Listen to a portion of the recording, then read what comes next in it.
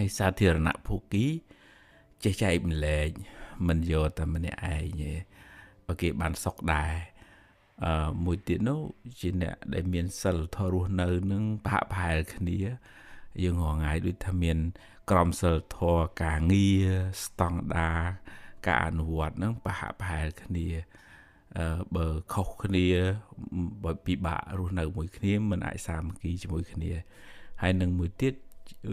ទិដ្ឋិសាមញ្ញតាចិត្តគំនិតហ្នឹងក៏ប្រហាក់ប្រហែលគ្នាមិនមានអ្នកចង់តែឈ្នះចង់តែប្រកបប្រទៀងយកមកតែត្រូវខ្លួនឯងអញ្ចឹងវាតលថាសមាជិកក្នុងស្ថាប័នហ្នឹង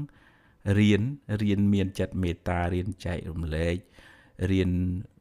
រស់នៅប្រកបដោយសិលធម៌ហើយព្រះអង្គសម្ដែងទៅទាំងចំពោះមុខទាំងកំបាំងមុខទើបកន្លែងនឹងបានសុខទើបបានចម្រើនទើបនាំឲ្យមានសាមគ្គីហើយនាំឲ្យចេះគោរពគ្នានាំឲ្យបានសេចក្តីសុខនឹករលឹកគ្នាទៅវិញទៅមកដោយចិត្តមេត្តាហើយបើយើងគ្រាន់តែថាមករួបរวมគ្នាសាមគ្គីទេប៉ុន្តែយើងអត់មានធម៌នៅក្នុងខ្លួនរបស់សមាជិកនៅក្នុងនឹងអានឹងអត់អាចសាមគ្គីគ្នាទៅបានទេ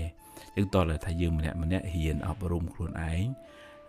រៀនទម្លាក់ស្មេមានអ្នកខ្លួនឯងរៀនផ្ដល់សេចក្តីស្រឡាញ់ដល់ខ្លួនឯងផងដល់ក្រុមការងារផងហើយដូចថារៀនសម្របសម្រួលសម្របខ្លួនខ្លះ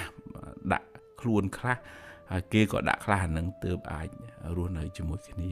បានសុខហើយធ្វើការងារជាមួយគ្នាទៅមុខបានចម្រើន